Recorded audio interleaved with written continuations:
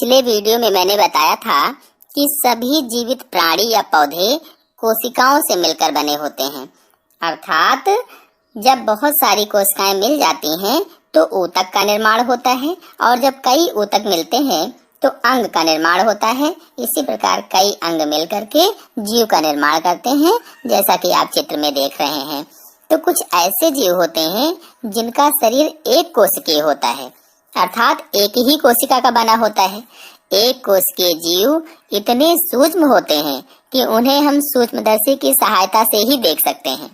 इसके विपरीत पृथ्वी पर अनेक जीवधारियों का शरीर अनेक कोशिकाओं का बना होता है, अर्थात वे बहुकोशिकीय होते हैं।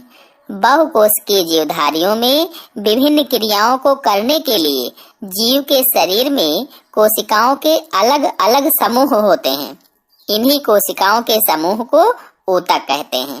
इस प्रकार से ऊतक की परिभाषा होगी, कोशिकाओं का ऐसा समूह जो उत्पत्ति, रचना व कार्यकी में समान होता है, ऊतक कहलाता है अथवा टिश्यू कहलाता है। अब आपको बता दूं कि पौधे और जंतु ऊतक समान नहीं होते हैं, क्योंकि पौधों में अधिकांश ऊतक मृत होते हैं जो यांत्रिक शक्ति प्रदान करते हैं, जबकि जंतुओं में अधिकांश ऊतक जीवित होते हैं तथा दूसरी असमानता वृद्धि को लेकर है। खैर, चलिए इस बात को यहीं खत्म करके अपने टॉपिक पर आते हैं और आपको पादप ऊतक के बारे में बताते हैं।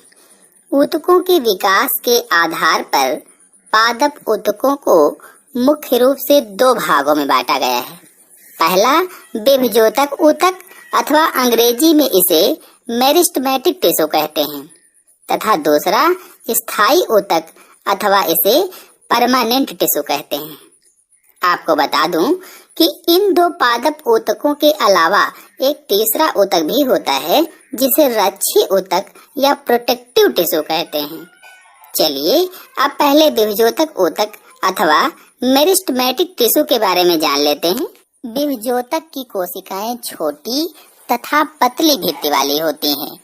विभजोतक का अर्थ होता है विभाजन करने वाला ऊतक, अर्थात ये पौधों में उन स्थानों पर पाया जाता है जहाँ विभाजन होता है। अर्थात विभजोतक ऊतक ऐसी कोशिकाओं से बनता है जो कोशिका विभाजन में सक्रिय होती हैं। ऐसी कोशिकाओं के विभाजन से बनी संतति कोशिकाओं में से कुछ तो स्थायी ऊतकों के रूप में बदल जाती हैं तथा कुछ विभाज्य बनी रहती हैं और पादपों के अंगों का निर्माण व वृद्धि करती हैं। मतलब ये कि इसकी कोशिकाएं आगे की ओर विभाजित होती रहती हैं और पौधों की वृद्धि करती रहती हैं, तथा पीछे की ओर यही ऊतक स्थायी ऊतक में बदल जाता है, जैसे तने के शीर्ष में होता है।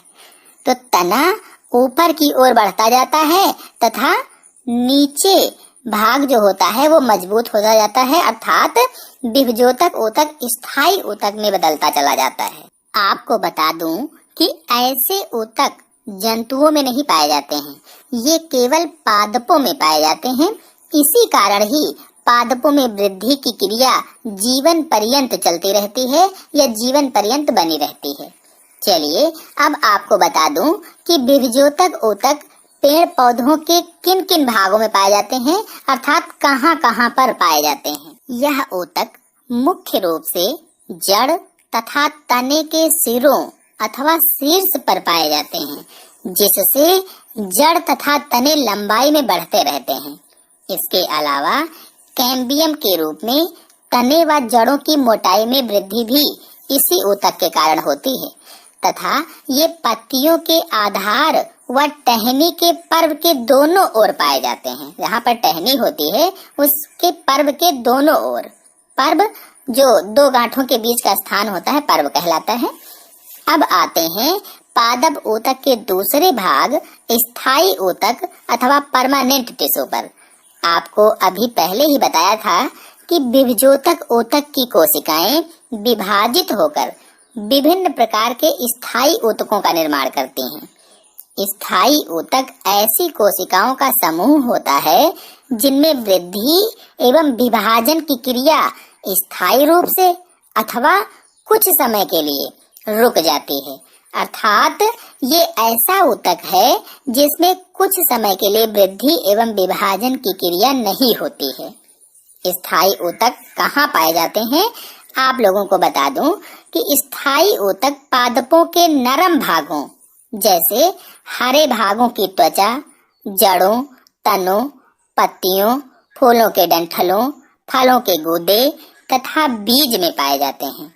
स्थायी ऊतक को पादप का आधारभूत अथवा मूल ऊतक भी कहा जाता है, या अंग्रेजी में कहें तो फंडामेंटल टिश्यू भी कहते हैं इसे, क्योंकि ये पौधों के शरीर का आधार होता है।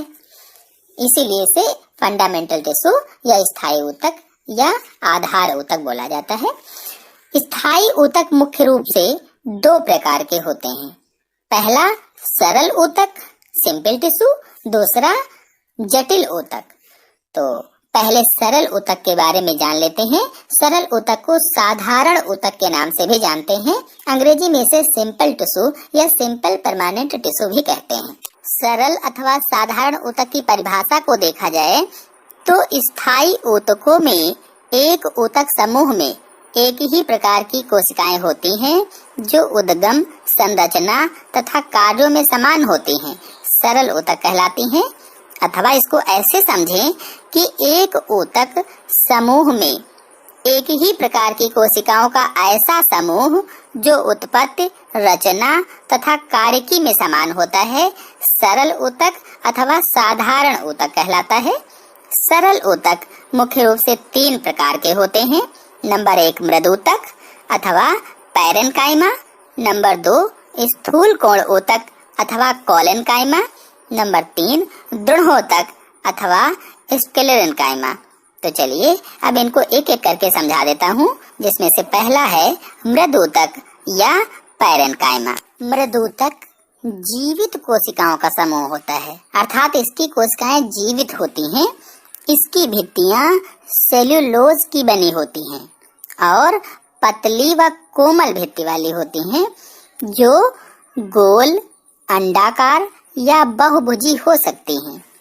इन कोशिकाओं के समूह में अंतराकोशिकीय अवकाश पाए जाते हैं। जैसा कि आप चित्र में देख रहे हैं, ये जो मृदूतक की कोशिकाएं हैं, इसके बीच बीच में ये जो खाली स्थान दिख रहे हैं, इसे ही अंतराकोशिकीय अवकाश कहा जाता है या अंतराकोशिकीय स्थान कहते हैं। इस ऊतक का प्रमुख कार्य जल तथा खाद्य पदार्थों का संचय करना है। कभी कभी हरित लवक उपस्थित होने पर प्रकाश संश्लेषण द्वारा खाद्य निर्माण भी करते हैं।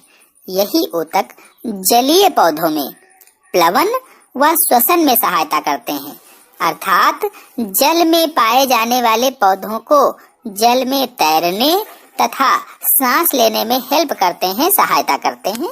अब आते हैं स्थूल कोण ऊतक या कोलेनकाइमा पर। पौधों के प्रत्येक भाग में सबसे बाह्य परत या बाह्य त्वचा अथवा अंग्रेजी में कहें तो जो एपिडर्मिस होती है, इसी बाह्य त्वचा के ठीक नीचे स्थूल कोण ऊतक या कोलेनकाइमा टिश्यू पाया जाता है। यह जीवित कोशिकाओं का बना होता है। इस ऊतक की कोशिकाएं लंबी तथा अनियमित ढंग से कोनों पर मोटी होती हैं।